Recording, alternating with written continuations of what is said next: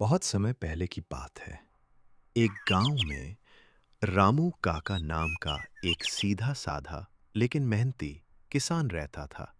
वो रोज सुबह उठकर खेतों में काम करता, बैलों के साथ जुताई करता और अपनी जमीन से बहुत प्यार करता था। लेकिन एक साल गांव में बारिश नहीं हुई। वह खेत सूख गए, फसल बर्बाद हो गई। रामू काका बहुत दुखी हो गए और सोचने लगे कि अब क्या होगा।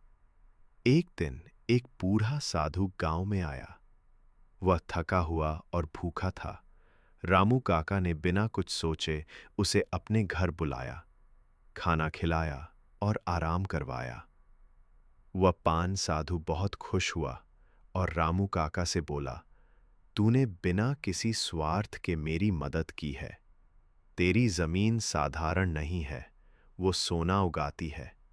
लेकिन इसके लिए तुझे रोज मेहनत करनी होगी, हर दिन हल चलाना पड़ेगा।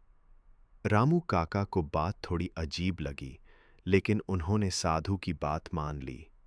अगले दिन से वे फिर से खेत में हल चलाने लगे। गांव वाले उन्हें देखकर हंसते थे और कहते, पगला गया है, सूखी जमीन में क्या हल चला रहा है। लेकिन रामू काका चुपचाप मेहनत करते रहे।